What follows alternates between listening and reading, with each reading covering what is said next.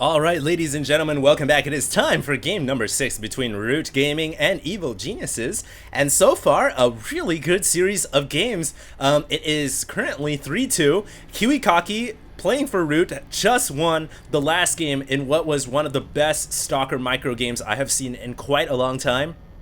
And he has momentum now shifted right back towards Root Gaming. Obviously, Root is still down by one game. It is 3-2, and if EG wins this next game, it is going to be over. EG will win the series thanks in large part to Hydra, who was able to crush 3 players with almost no opposition whatsoever until he faced off against Kiwikaki. And yeah, it is currently 3-2. Next, oh wow, look at this. It is a Zerg player. I actually said in the end of the last game I don't think we were going to see any more Zergs, but wow, Strifecrow is back up to bat. I'm almost positive Strifecrow played in the first game versus Cats. So I guess the players here are allowed to throw in players, even though they've lost already.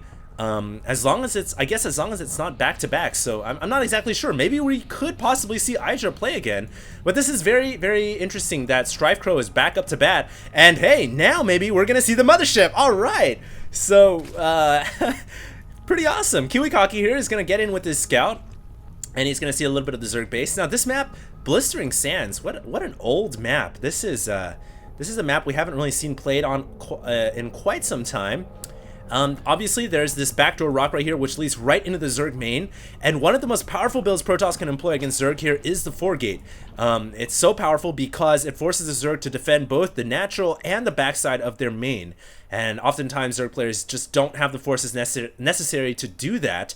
And we actually remember Kiwikaki trying to go for a 4-gate in the game versus Hydra, but it was thwarted thanks in large part to good scouting by Hydra. So we'll see what happens this time. Kiwikaki right now just being annoying with the probe is really not allowing this drone to get that hatchery down, and Strifecrow probably yeah, he's got a pool already down, so it's not too much of a delay.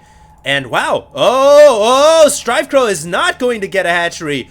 This is an interesting development. Yes, Strifecrow may actually try to go for some kind of a Ling bust here. He's got a ton of Lings coming up right now. There is still no hatchery going down at the front door, and Kiwikaki, as he ventures his probe back out, he sees, whoa, what the heck? No hatchery. So right now, I think Kiwikaki may be a little bit just thinking, what is going on right now? There's a ton of Zerglings coming off the map right now. If Strifecrow is going to get a hatchery down, now's the time to do it.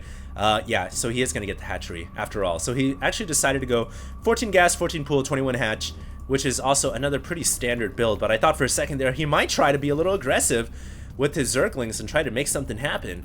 But it looks like he is going to get the hatchery, and Kiwikaki will happily scout that away. So he brings his probe once again for another gander, sees the hatchery going up, and now he knows that things are going in a very standard style, nothing out of the ordinary. And now we're about to see, is Kiwikaki gonna go for a 4-gate?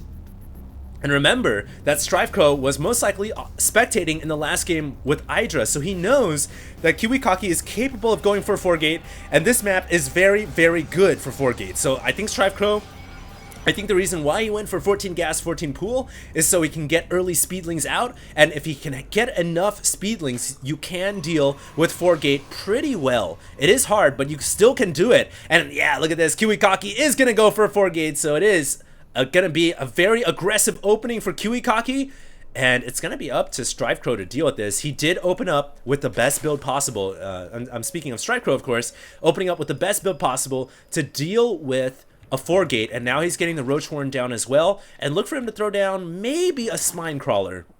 He might opt not to, though, and the reason why I say that is because you really have to be careful about these backdoor rocks, and throwing a Spine Crawler here, absolutely useless if the Protoss player decides to attack through the backside. Looks like Kiwikaki now warping out a ton of warp gates. He still does not have any proxy pylons anywhere on the map. I thought that was actually a Zergling right there. I thought that was a pylon or something, but that's Strifecrow's unit.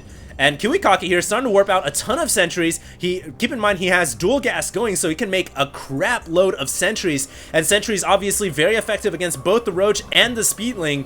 And this could be a very deadly push by Kiwikaki. He may opt to throw down a Nexus as he pushes out, though, which would be sort of, I guess, an aggressive, kind of like a hybrid aggressive play with macro mixed in. So it would be a really nice play if he throws down a Nexus as he pushes out. We can see right here that Strifecrow is just scouting around with the speedlings. He sees a ton of sentries, he sees the zealots. He's actually going to try to go for a run by here, but any good Protoss player will probably have a zealot at the ramp. No zealot at the ramp right there.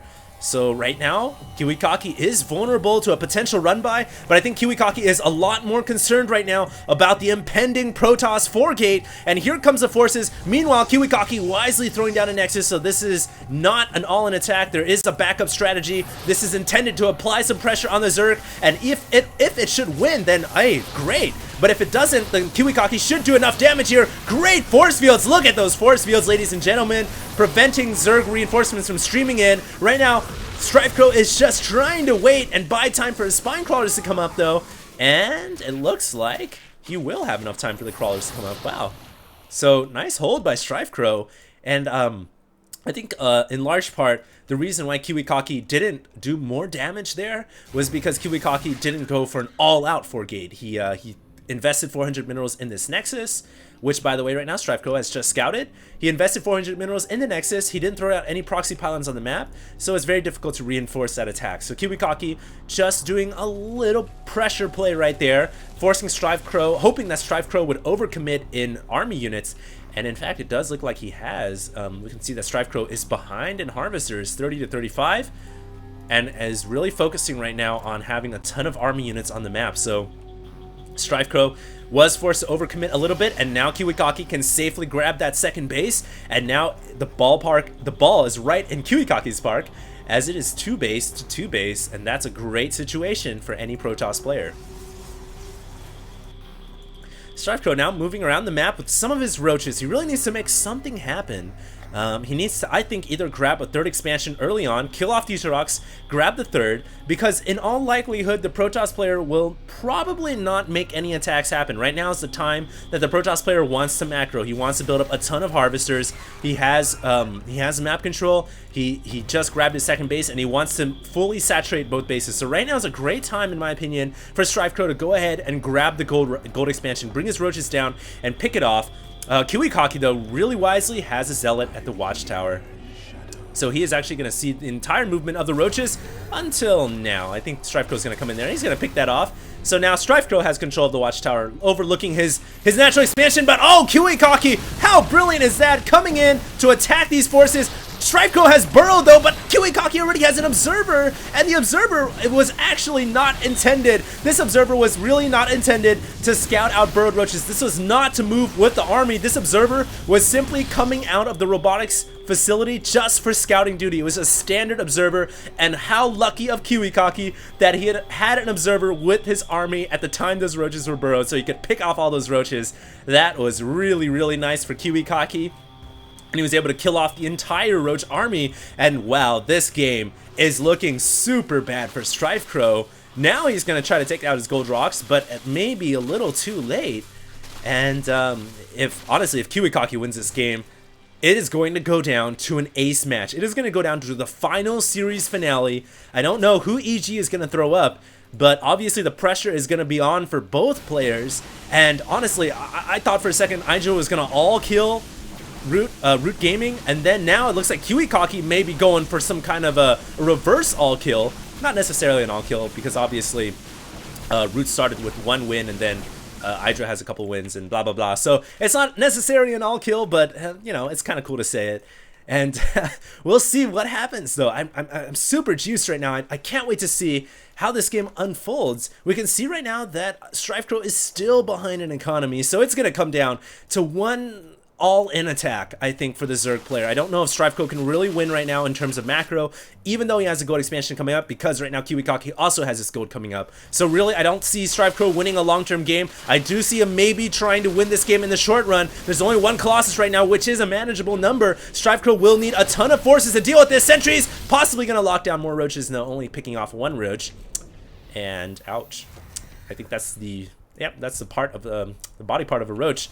Pretty nasty way to die. So we'll see what Strifecrow decides to do now, as he really does need to get he needs to get something going right now. He has +1 missile weapons coming out for his roaches. He's actually trying to spread his roaches apart. He's burrowing them underground, but he should already know that there's observers on the map, and obviously those observers are going to make it really hard for those roaches to get away or even regenerate any health. 1 overseer going in there to spot the observers, but honestly, there is no Hydralisk to pick off the obs, so it doesn't really make a difference whatsoever. Right now, EG StriveCrow trying to make some kind of an attack. Oh, he's actually snuck in a couple of roaches inside the Protoss main. At the same time, he's going to try to hit the gold expansion, but there's already cannons up there, so that's going to make it very difficult for the roaches to do any damage whatsoever. Roaches here coming right into... What the heck? Where do these roaches come from?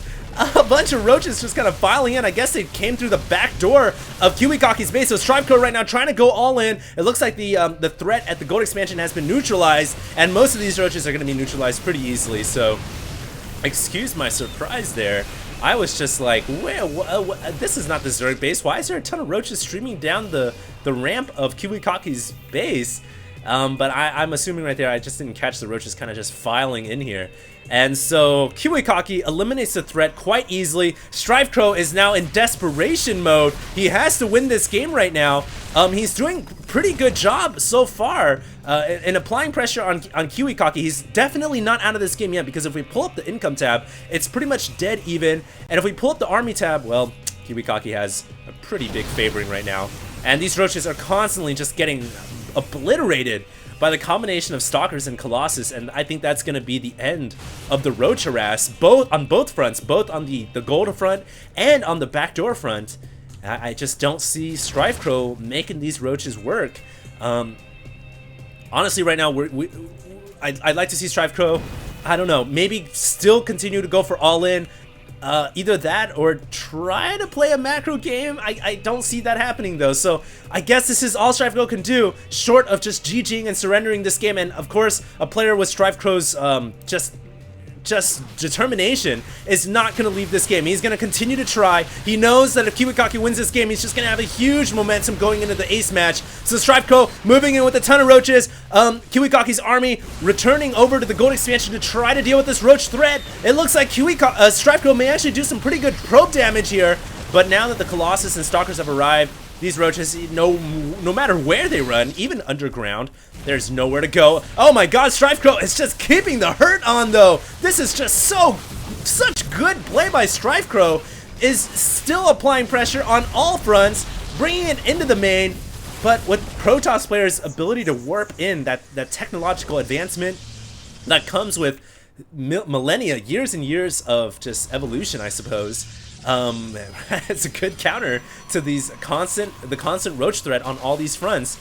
We can still see more roaches being produced by StriveCrow, and right now StriveCrow trying to surround an army which is unsurroundable. That is not going to happen.